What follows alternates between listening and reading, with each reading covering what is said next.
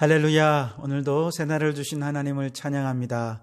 이날의 주인공은 오직 하나님 한 분밖에 없습니다. 주님이 우리의 삶의 주권자 되셔서 이 하루 주님의 이끄심을 따라 살아간다면 우리가 가는 그곳에서 하나님의 영광이 나타나고 하나님의 뜻이 하늘에서와 같이 이 땅에서 이루어지는 역사가 있게 될 줄 믿습니다. 오늘 이 하루 주인 되신 하나님과 동행하는 이 하루 되시기를 주님의 이름으로 축원합니다. 오늘 이 아침 우리에게 주시는 하나님의 말씀은 누가복음 11장 29절에서 32절 말씀입니다. 제가 봉독해 드리겠습니다. 무리가 모였을 때에 예수께서 말씀하시되 이 세대는 악한 세대라. 표적을 구하되 요나의 표적밖에는 보일 표적이 없나니 요나가 니느웨 사람들에게 표적이 된 것 같이 인자도 이 세대에 그러하리라. 심판 때에 남방 여왕이 일어나 이 세대 사람을 정죄하리니 이는 그가 솔로몬의 지혜로운 말을 들으려고 땅 끝에서 왔음이거니와 솔로몬보다 더 큰 이가 여기 있으며 심판 때에 니느웨 사람들이 일어나 이 세대 사람을 정죄하리니 이는 그들이 요나의 전도를 듣고 회개하였음이거니와 요나보다 더 큰 이가 여기 있느니라.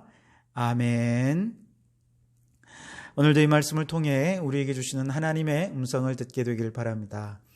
오늘 본문의 말씀에 보면 사람들이 예수님께 표적을 보여달라 요청을 하지요.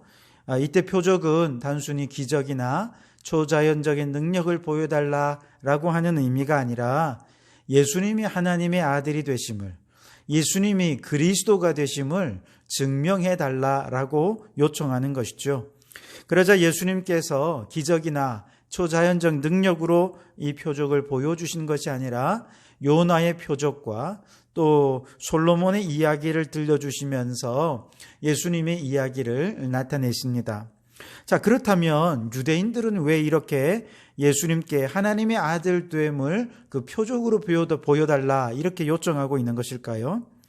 예수님께서 지금까지 기적이나 표적을 행하신 것이 모자라서 그랬을까요?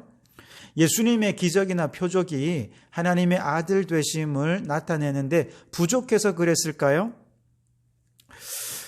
그렇지 않습니다. 예수님께서 하나님의 아들로서 신성을 지니고 그 신성의 능력을 지니신 분이시라는 이것을 드러내는 표적은 정말 차고도 넘칩니다. 수많은 병자들 고쳤죠. 귀신도 쫓아주셨죠. 바람과 풍랑도 잠잠하게 하셨죠. 물고기 2마리와 보리떡 5개로 남자만 5,000명을 먹이는 정말 놀라운 기적을 행하지 않으셨습니까? 하나님의 아들이 아니면 어떻게 이런 일들을 행하셨겠습니까? 심지어 나인성의 죽은 과부의 아들도 살려내시는 정말 놀라운 기적을 행하셨죠. 여러분이 죽은 자를 살리셨다면 이건 끝난 것 아닙니까? 더 이상 분명하고 확실하게 어떻게 예수님의 하나님의 아들 되심을 보여줄 수 있겠습니까?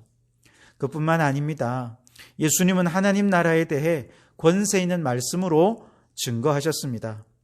구약에 나오는 모든 예언인들이 예수님을 그리스도로, 예수님을 메시아로 증거하고 있음도 말씀을 차근차근 풀어서 설명도 해 주셨습니다.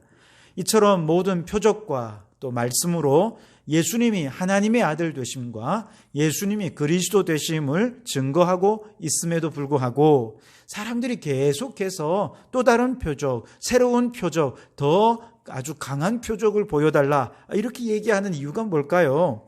사실 그것은 표적의 문제가 아니라 그들의 마음속에 예수님을 하나님의 아들로, 예수님을 그리스도로 믿고 싶은 마음 자체가 아예 없었던 것이죠. 믿음이 없고 또 믿을 마음도 없으니까 예수님을 자꾸 시험하면서 표적을 보여달라 이야기한 것입니다. 그래서 여러분 여기서 우리가 한 가지 깨닫는 것은 우리가 믿어야 믿음에 이룰 수 있습니다. 믿음이 없는 사람은 아무리 죽은 자가 살아나는 기적을 보았다 하더라도 예수님을 하나님의 아들로 믿지 못합니다.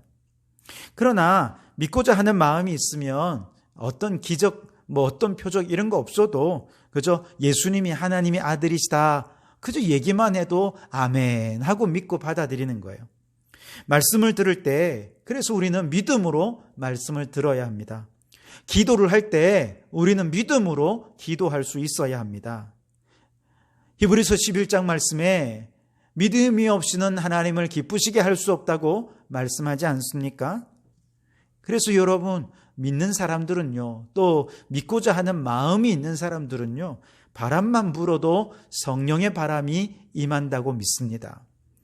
믿고자 하는 마음만 있으면 십자가만 바라봐도 이미 은혜가 충만합니다. 그래서 여러분, 우리 안에 먼저 믿음이 충만해야 되겠습니다. 그 어떤 말씀을 듣기 전에, 그 어떤 기적과 표적을 구하기 전에 우리 안에 먼저 믿고자 하는 마음을 가지고 말씀도 듣고 주의 음성을 들을 때 우리는 온전한 믿음으로 서게 되어질 줄 믿습니다. 이처럼 믿음이 없는 사람들이 표적을 구할 때 예수님께서 초자연적인 표적을 보여주시지 않고 두 가지를 얘기하십니다. 하나는 요나의 표적이죠. 왜 요나의 표적입니까? 오늘 32절에 보면 이렇게 말씀하시죠. 심판때에 니느웨 사람들이 일어나 이 세대 사람을 정죄하리니 이는 그들이 요나의 표적을 듣고 회개하였음이거니와 요나보다 더 큰 이가 여기 있느니라 말씀하셨습니다. 즉 요나는 북이스라엘의 여로보암 2세 때 활동했던 선지자인데요. 당시에 아수르가 수시로 북이스라엘을 침공해 와서 얼마나 북이스라엘을 괴롭혔는지 모릅니다. 그래서 북이스라엘과 아수르는 원수도 이런 원수가 없습니다. 마치 우리나라와 일본이 그런 것처럼 정말 서로에 대해 감정이 너무 좋지 않습니다. 그런데 하나님께서 요나에게 아수르의 수도인 니느웨에 가서 40일이 지나면 하나님의 심판이 있을 것이니 회개를 촉구하라, 그렇게 명령하시는 것이죠. 요나가 생각할 때 저 큰 나라 아수르의 수도에 사는 사람들이 얼마나 자존심이 세겠습니까? 작은 나라, 그저 이름도 없는 나라의 선지자가 와서 그것도 자기 나라의 신의 이름으로 심판을 외친다고 저 니느웨 사람들이 그 말을 듣기나 하겠습니까? 게다가 하나님의 심판이 확실하다면 회개를 촉구할 것도 없이 저 악한 니느웨 백성들은 심판받아 마땅하다 하는 마음이 요나에게 있었습니다. 그래서 하나님의 명령을 거부하지요. 하지만 하나님의 섭리로 그곳에 가게 되었고 그곳에서 하나님의 심판을 외쳤는데 정말 놀랍게도 이 심판의 메시지를 받은 사람들이 그 메시지를 믿었다는 것 아닙니까? 하나님의 심판을 두려워했습니다. 그리고 왕으로부터 시장터의 서민에 이르기까지 그들의 가축들까지도 죄를 뒤집어 쓰고 회개하는, 그래서 구원의 역사가 일어나지 않습니까? 이처럼 원수 나라에서 와서 또 남의 나라 신의 이름으로 심판을 외쳐도 그 메시지를 믿고 회개했는데 예수님은 이스라엘 백성들이 그토록 예배하고 경배하고 섬기고 사랑하는 하나님이시지 않습니까? 바로 그 하나님이 이 땅에 오셔서 그것도 심판이 아니라 구원을 외치고 은혜를 외치고 저주가 아니라 축복을 선포하시는데도 도대체 그 메시지를 믿지 않는 거예요. 그러면서 또 다른 표적을 구하고 있는 것이죠. 여러분, 우리가 선교사로서 복음을 전할 때에도 이처럼 믿지 못하는 사람들에게 예수님이 보여주신 유일한 표적인 요나의 표적을 들려주실 수 있기를 바랍니다. 요나보다 더 크신 예수님을 믿고 은혜 받고 영생을 얻으라고 그렇게 선포해 보시기 바랍니다. 그래도 안 믿으면 우리가 할 일은 그저 그들에게 믿음 달라고 기도할 것밖에 없습니다. 자, 또한 31절에 보면 솔로몬의 이야기를 들려주시죠.